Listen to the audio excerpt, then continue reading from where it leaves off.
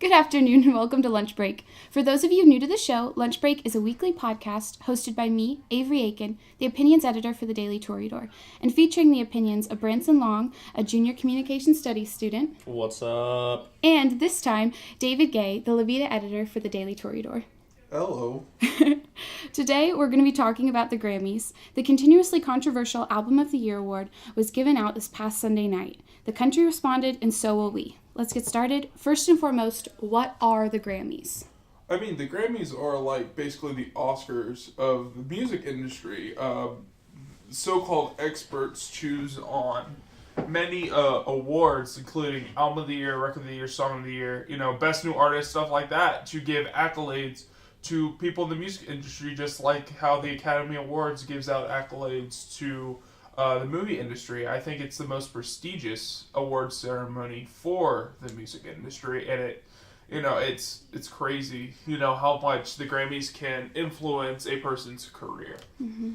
Yeah. Going off that, the people that vote for the Grammys and who wins Album of the Year and things like that is it's an academy that is made up mostly of retired artists. There are a lot of old musicians that make up the academy, and they're the ones who end up voting and deciding who does what, which is pretty interesting. And they try and base it off normally on public opinion, but public opinion, I think, is kind of skewed, because public opinion is basically based on where you are and what perspective you're coming from or which way you're listening to music, because public opinion can be changed from whether you're looking at album sales, whether you're looking at Spotify, whether you're looking at word of mouth in your circles, or even radio play or their previous work. Mm-hmm. So I think, public opinion for the Grammys could also be different from public opinion just in general, mm-hmm. which I think what happened with Album of the Year in these past 2 years. Do you think that the board, it's the recording, what is it? The recording committee. Do you think that they are an accurate representation of public opinion? Like, do you think that these guys who are deciding the Grammys and are so involved in the Grammys and what they look like and what the outcomes look like, do you think they accurately represent our opinion? No, not at all. I think that the people that represent the Grammys, what they represent, I mean, yes, they are ex-musicians and they are people that have been involved with the music industry, but the Grammys traditionally has not been a progressive musical award show. It's not something that looks for which artists are doing the most to develop music and to innovate. They're looking for pop appeal. Mm-hmm. I mean, you go back and you look throughout all the Album of the Year awards, and most of them are albums that don't match up with, what was the most critically acclaimed album of the year. The last time that an Album of the Year award agreed with critics, as in overall who had the most critically acclaimed album, mm-hmm. was Outkast. And it was in Speaker Box Love Sounds, way back in the early 2000s. And critics never align anymore with who wins Album of the Year. Mm-hmm. So you have that, but then another problem you have is that the majority of albums that are picked based on pop appeal. And as David said, you look at sales and you look at streaming on Spotify and things like that, and they look for what's going to reach the largest demographic. Mm-hmm. There's not an appeal to a musician, there's not an appeal to what's actually doing a lot for the music industry. It's an appeal to what's going to make us look better, because we want to make, we want to honor the artist who has the most appeal overall. Okay. I think that, the Grammy voters represent a certain portion of the population, mm-hmm. and that is, the older population. And I think that's appropriate for certain aspects. Like, I really do believe wholeheartedly that without the older population voting, Sturgill Simpson wouldn't have been nominated for Album of the Year, because young people don't listen to Sturgill Simpson. Mm-hmm. So I'm calling myself old, but that's fine. I love Sturgill Simpson. So, it would have been nominated. But I would go farther back than Outkast's Speaker Box album to show when the critics agreed with Album of the Year. I think it goes all the way back to Miseducation of Lauryn Hill back in the late 90s. Mm-hmm. Because I think that was the last time that the most, the album which made the most impact that year actually won Album of the Year. Yeah. Because album was socially important and critically acclaimed, as well as the public loved that album, and I continue to listen to that album today. That's what I was going to ask. What do you mean by made the most impact socially? Well, it was Miseducation of Lauryn Hill kind of reminds me of what Lemonade did this year. I mean, it was different. Mm-hmm. It was something that you hadn't heard before. This rapper from the Fugees, you know, who are a huge rap crew, she went and made a solo album, and with her singing, which she has a beautiful voice, and with her rapping, and she revolutionized what R&B sounded like, and what R&B is like today. Without Miseducation of Lauryn Hill, we wouldn't have what Destiny's Child is. We wouldn't have what Beyonce is today. So she kind of was that trailblazer for what R&B sounds like, and I think she deserved that Album of the Year award.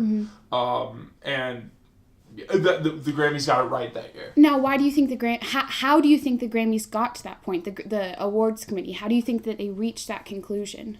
I mean, it was a great album. I mean, they looked at the album in particular, and actually showed for once that it was the best album of the year, and I think it's the one that made the most impact out of all the nominations that year. Now, you've said that the Grammys, both of y'all have said that the Grammys are awarded to the most, maybe not the most progressive album, but to have a female artist coming in and not only singing but go like rapping and kind of progressing in the field of R&B music, in the genre of R&B music, that seems super progressive to me. Why was she awarded that when nowadays Beyonce has been denied time over time again?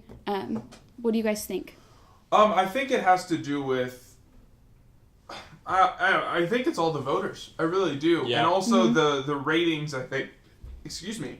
I think the ratings have actually made more of an impact on the awards ceremony in general. Okay.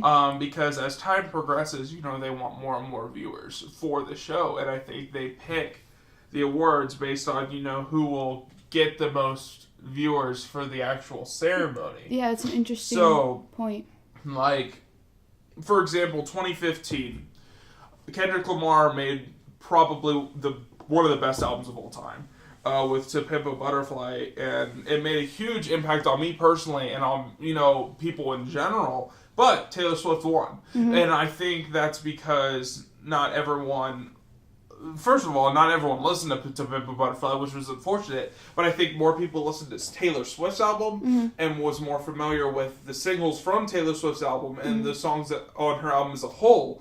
So I think that she won Album of the Year basically because the Grammys wanted more people to tune in for that, and more people wanted to, I guess, appreciate Taylor Swift's accomplishments rather than a rapper from Compton. Branson, what do you think of this? Yeah, no, I agree with pretty much everything he just said. I think that Lauryn Hill definitely established herself and definitely changed the way that R&B and hip-hop looks, especially when accessible to women, because women could rap and do R&B without overly sexualizing themselves and actually create art rather than just appealing to the masses, which is really neat. And I think that albums like that, and I think that artists like that definitely need and deserve accolades. And so when it comes to Pimp a Butterfly, though, I have a major problem with what the Grammys did that year, because they looked at 1989, which, in my opinion, is not one of Taylor Swift's best albums. It's very poppy. She completely changed up her sound, and it sounded very bland. It was not a musically innovative or progressive album in any way. It was very just plain. Compared to which of her albums? What album would you say surpasses it? Well, I would say Speak Now is a pretty good one, you know. I would say the one that won Album of the Year previously, and that's Fearless. Yeah, Fearless was also very good. But when it comes to Kendrick Lamar's To Pimp a Butterfly, though, Kendrick Lamar unified the rap community in America. He went through gang division with songs like I. He talked about issues in the black community versus the rest of America in songs like All Right. He talked about skin in the song Complexion, a.k.a. A Zulu Love, which had one of the best guest verses I've ever heard in my entire life with Rhapsody. You have songs like You Ain't Gotta Lie. You had songs like Mama, which were these very deep cuts that were talking about his personal life. But you also had songs like You, which talked about his struggle with fame, his struggle with depression, and maybe even turning to alcohol at times. You had King Kunta, which was this braggadocious, very in-your-face kind of song that was establishing that, yes, he is King Kendrick. He is, he's taken over, as he talked about in that Control verse that we all know about from Big Sean's song, that he calls himself the king of rap on the East and on the West Coast. But you look at the dynamics and all of the individual songs that he put on this album. I mean, he even did a spoken word take on the song For Free. It was insane. I mean, he's amazing. I heard it for the first time in the library at my high school in North Carolina, and I literally was laughing my butt off hysterically, thinking, he's either a madman or a genius. And I listened back to it again, and I went, yeah, he's a genius. But when it comes to albums that I've heard in the last 10 years, that album impacted me so much because that album legitimately could reach anybody. Mm-hmm. And the music of it was incredible. Mm-hmm. It was absolutely incredible. You had producers like Soundwave. You had Thundercat. His bass was all over the place, especially on Wesley's Theory. You had Dr. Dre on there. You had Pharrell, who helped produce various things. You had Knowledge, who produced the Mama beat. And just, he even had an interview with Tupac on the last song. Well, okay, I need to interject for a moment because you guys probably would have guessed this just by knowing me, but in both of these cases, I didn't listen to Pimp a Butterfly or to Lemonade. I haven't heard any of them except for maybe just by accident, walking through a mall or something. Adele's 25 and Taylor Swift's album 1989, I listened to both of these. I loved both of these. They're albums that I'd probably play continuously. They're albums that I know if I were to play a song off of Taylor Swift's album, you guys could probably sing along with me and recognize it regardless of what you thought of the album. And so that makes me wonder if perhaps the more widely accepted album is the one that would win, because I could see a 5-year-old listening to Shake It Off, and I could see my grandma listening to Shake It Off, and I could see y'all listening to Shake It Off, and I could see my media theories professor listening to Shake It Off. I could see anyone and everyone listening just because it's something that's widely acceptable, easy to comprehend, to understand, to chew and swallow. It's not, it's definitely not pushing the envelope, but does that have to be something that comes into Album of the Year? Why does Album of the Year have to go to the most progressive album? I don't think that's it at all, Avery, actually. I think that, it has to have a definition of an album, I think. Okay. Miseducation of Lauryn Hill had a story. Random Access Memories and Babel and the Suburbs had stories, progression throughout the album. They were full, complete albums. It was a full masterpiece. Exactly. Yes, I see what you're saying. To Pimp a Butterfly and Lemonade had stories. They showed their emotions. They, left it all out there. They didn't hold anything Would you back. say that 25 wasn't emotional, though? No, it was emotional, but I definitely wouldn't compare it to her 21 album. Yeah.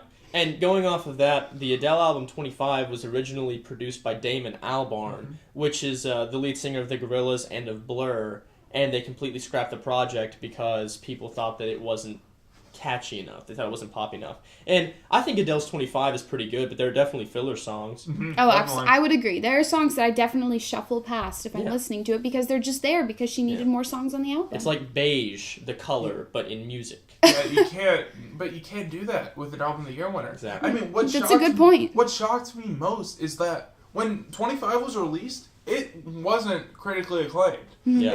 It got probably the most mixed reviews that I've ever seen out of an Adele album. In my opinion, it had a very, very, very quiet release. It just kind of snuck in. Nobody really talked about it. We were all just listening to it. Yeah, so I think that's it right there. Mm-hmm. An album with, a quiet release, which is fine. I mean, I'm not saying that. There are tons of albums that are quietly released. But an album with mixed critical acclaim, definitely not her best, because 21 made this huge impact. 21 was fantastic. Yeah.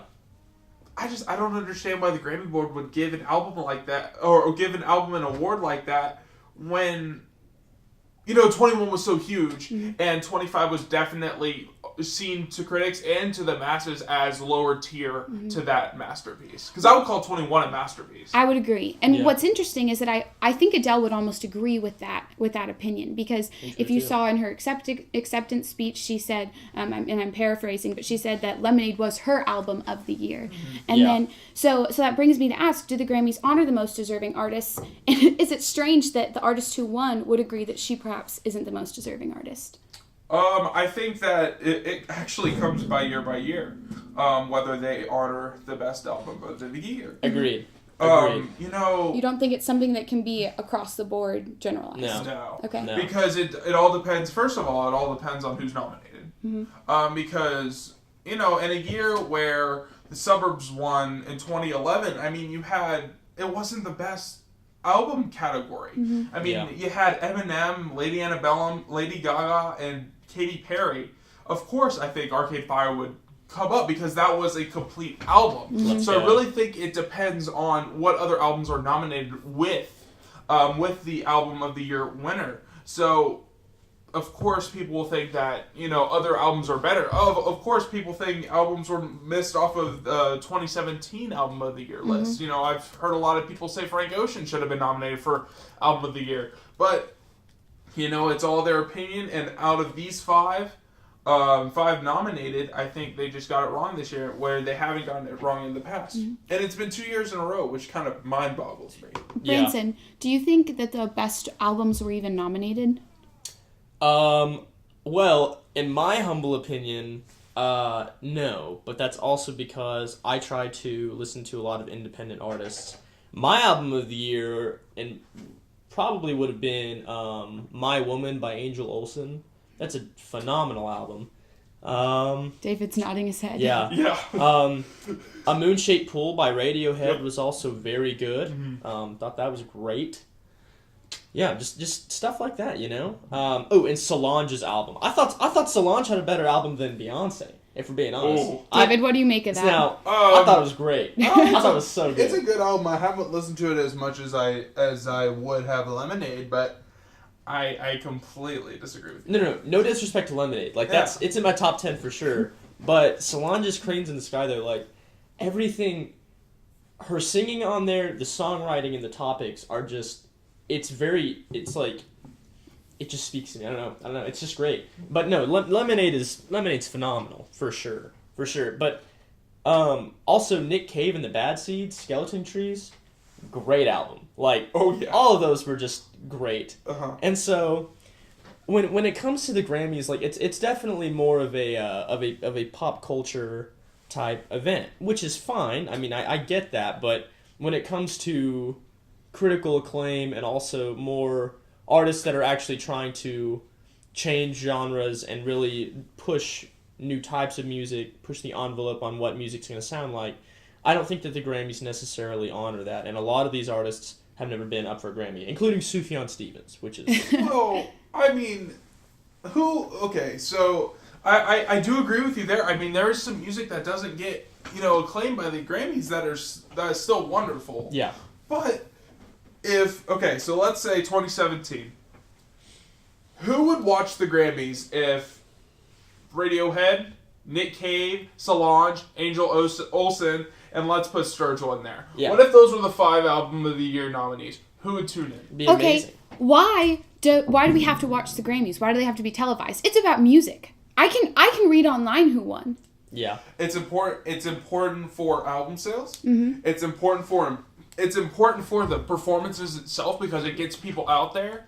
But if they are changing, if they're altering who's winning album of the year based on who will just watch the Grammys, that's ridiculous to me. That's an award that somebody could win maybe once in a lifetime and work their whole lifetime. It's all about money. If you look at ratings. Yeah, no, seriously. If you look at the funding from the Grammys and what artists are funded the most, what artists make the most money, statistically they are so much more likely, depending on their funding, to win for album of the year. And when I talk about how I would love for more artists that are independent and that are lesser known, that are actually making really important music to be noticed more. The reason I'm saying that is because the Grammys, the Grammys doesn't care about progressing music. The Grammys doesn't actually care about music. It doesn't care about changing the whole spectrum of what music looks like today. And if they actually cared about real music and making music the thing that matters, they would be they would be putting more independent artists. They would absolutely be trying to push the envelope, because the goal of music is it's continual, it's change, it's growth, decay, and then it comes back again. It develops. It's alive. Music is a living body, and when it's not recognized and when it's not put out for change, which I think the last 10 years of pop music and the common radio has been pretty much garbage, it's because there hasn't been any progression and there hasn't been any push for it. And I think that the Grammys are definitely perpetrating that. And that's why it's so important that, Beyonce and Kendrick release albums like this. Yeah. And even though they didn't win, they were nominated. So it shows progression. It does. And I know we're all pissed off about, Kendrick Lamar didn't win. Oh, Beyonce didn't win. Yeah. But they were nominated. That gets them out there. That That's gets a the good album point. out there. Yeah. So I wouldn't say the Grammys are not the definition of what music is, because I think it is. I think it's important. The Grammys are still critical to the music industry, and awards in general for film industry, for TV industry, for music industry are critical. But they could do it better. They could do it better. Yeah. And I think they need to expand their worldview of, okay, a mixtape can be an album now. Yeah. Okay, and this pop-heavy album with a bunch of singles on it that are on the radio isn't necessarily the album of the year. Yeah. It can go to this artsy, jazz-driven, spoken word, improvisational style album like Kendrick Lamar's To Pimp a Butterfly, instead of poppy, breakup, crybaby stuff on Taylor Swift's 1989. You know what infuriates me? Is how, so in the, I think it was the 2014 Grammys, when Macklemore beat out Kendrick Lamar for Best Rap Album and Best New Artist with The Heist. Are you kidding me? The album that had Thrift Store. I liked that album. It's decent, but compared to Good Kid, Mad City, I wouldn't even call it decent. Well, I mean, just the rapping on it, it's so... Like, Macklemore tries so hard to be relatable to every demographic, and he, just the stuff that he raps about, it's just, it's for fun. Mm-hmm. But Kendrick Lamar's Good Kid, Mad City showed the veins of the city of Compton and, what keeps that city alive. And I mean, critics would agree with me to a large degree on this. I mean, even Macklemore agrees with me. Macklemore texted Kendrick about it and was like, I'm sorry, basically, I should not have won. And Kendrick was like, yeah, you're right. But the next year, this is why I have so much beef with the Grammys. The next year, Beyonce was up for Album of the Year. Mm-hmm. Was that with her Beyonce album? Yes, that was with her self-titled Beyonce album, which I thought was great. And As did I. It was a good album. Should have won Album of the Year. I disagree. Who do you think? Do you think Beck should have won? Yes. You thought Morning Phase was better than... I did. Interesting. I did think Morning Phase was better. I think that was one of the years that the Grammys got it right. Because, I mean, Beck's Morning Phase album was a sequel to his, I think, 2002 album Sea Change, which is one of my favorite albums of all time. Yeah, Sea Change is great. Morning Phase, written by him, produced by him, mainly performed by him. He performed most of the instruments.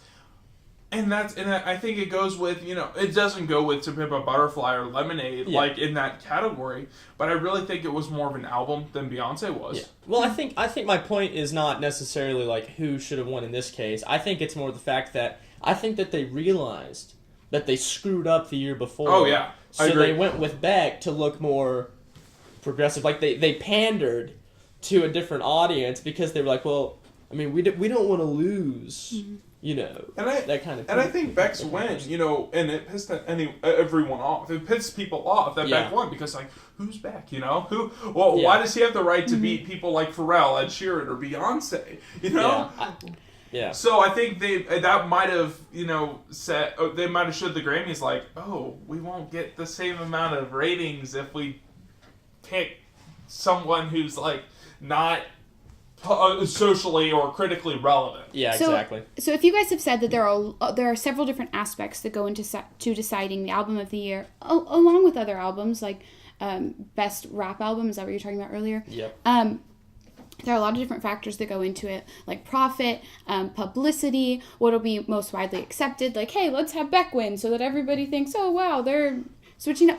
If there are so many thoughts besides what is the best album, what is the best music, strictly music, purely music, that go into deciding who wins these awards, why do we still care? Why are we still putting so much emphasis on the fact that the album of the year is the album of the year? Do you know what I mean? If Beyonce were to win it and we all thought that was right, we'd be like, yeah, she had the album of the year. Here, Adele's won it. We don't believe that she deserved it. And we're like, well, that wasn't the real album of the year. We know the truth. It's like the Oscars. It's completely like the Oscars. It's like, you know, if the Oscars went away, how would movies be? Yeah, they would. Given. Yeah. What's the film industry without the Oscars? I would make the same argument. What's the music industry without the Grammys? I mean, it's the most influential award show for the Grammys, like I said earlier. And winning album of the year is winning like Best Picture for the Oscars. Yeah. It's the most prestigious and most renowned award. Yeah, and absolutely. I think it's important for this award to be given. I just really disagree with the 2 years previously who they gave it to. Yeah. Branson, what do you make of that? Well, yeah, I think that the Grammys are also very good for exposure and for people to get to know new artists such as Sturgill Simpson. And I think that, the Grammys are very culturally relevant. I almost said relevant. Incorrect. Wrong. But wrong. When it comes to award shows, though, the reason that the Grammys are so important is because they, like, for one night, kind of the same reason you watch the Super Bowl or the Oscars. For one night, people can just settle their differences and come together and look at the achievements that their favorite musicians have done. You get to look at the people that you look up to, the people that people dream of being. You get to look at the people who have made the most amazing things that have changed your life. Like, when you're crying because your boyfriend/girlfriend broke up with you, who do you have to turn to? Adele. Your favorite musician, exactly. You have Adele. You know, if you want to get amped up, like you're about to go hang out with some friends, you're going to listen to Backseat Freestyle by Kendrick. You know, if you just want really good study music, you got Sigur Rós, you know, from Iceland, and you have all this amazing stuff. But the Grammys do such a great job, though, of trying to bring every single demographic together for one night to focus on something that really, really, really matters. And I love it. I love the fact that it does that. Personally, I just wish that they were a little bit more steady and focused in their award choices. I mean, I agree with him. I mean, I think that it's the night to come together and celebrate music as a whole. Yeah. It crosses, like it said, like, I know a lot of people don't listen to the Grammy president when he talks during the award show, but he talked about how music crosses political, social boundaries. Yeah. And I think this is the night where, not to get political, but when conservatives and liberals come together and, you know, can agree on, you know, which album's the best, which songs are the best of the year. Like, I think Hello deserved recognition. Recognition. I don't know about both record and song of the year, but it deserved recognition because it was a heck of a song. Yeah. But, you know, I think this is the night where people can come together and appreciate music in general. That's why the Grammys are so important. Yeah. Regardless of what's going on in our country, we all have the same music streaming through our headphones. Yeah, exactly. Yeah, I think to wrap it up, I think the point that y'all made today was that maybe the Grammys aren't awarding the most deserving artists, the most progressive artists, even the artist that represents public opinion thoroughly. But I see your point. The Grammys exist because we need to have the Grammys. They exist to fulfill a role that only they can fill. And I think that's important to note, that perhaps they're not identifying the most cutting-edge artists, but they are doing something which is critical to our society and the way that we function, the way we come together. And I think that's really cool. If you guys have any thoughts on this that you want to contribute, tweet at us, let us know what you're thinking. David's written some columns on the Grammys. I wrote a response one. You can see my defense of Taylor Swift. But I just want to thank you guys for tuning in to listen to this episode of Lunch Break. Thank you so much, Branson. See y'all. And David. Bye. See y'all next week.